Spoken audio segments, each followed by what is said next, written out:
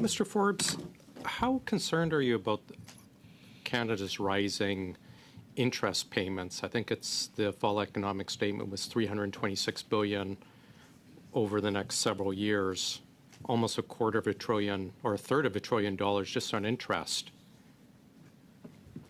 And our ability to provide services, is it crowding out other spending?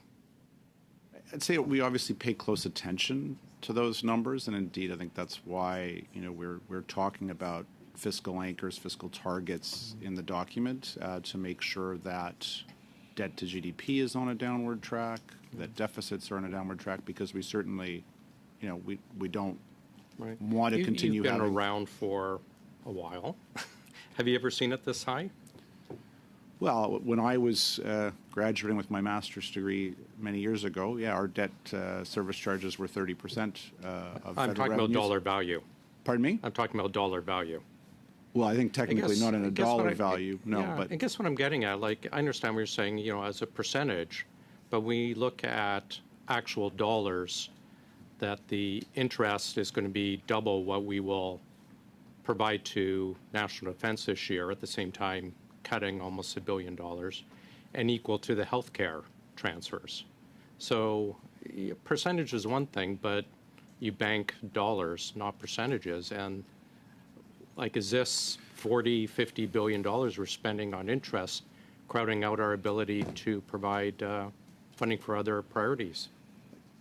I guess what I'd say is, I take your point that the absolute number is important. It's a large number, right? It's not really a number that most people can get their head around, right?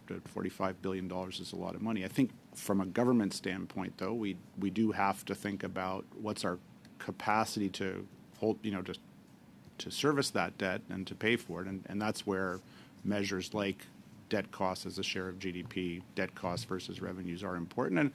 And I think while it is up, those shares are up, those percentages are up versus where they were 5 years ago. By historical standards, they remain relatively low. And that doesn't mean we can be, take it easy on that and not worry about it or keep an eye on it. I think that's where, ongoing fiscal prudence will be important. Okay. In the public accounts, it talks about corporate revenue being up, I'm going to quote, supported by robust profits, wonderful, notably in resource sector. Do we know how much the strength and the increase in corporate revenue, corporate income tax, is from the oil and gas sector, the resource sector? I might ask Ms. Dancy if she has any specifics on that, but it looks like maybe you can not get back on hand. to us. Yeah, we're happy to share that with you. And the government has talked about putting a cap on oil and gas emissions.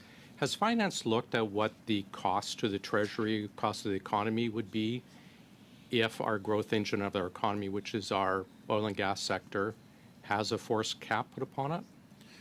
I think the question that from an economic standpoint we would look at would be, what is the nature of a cap?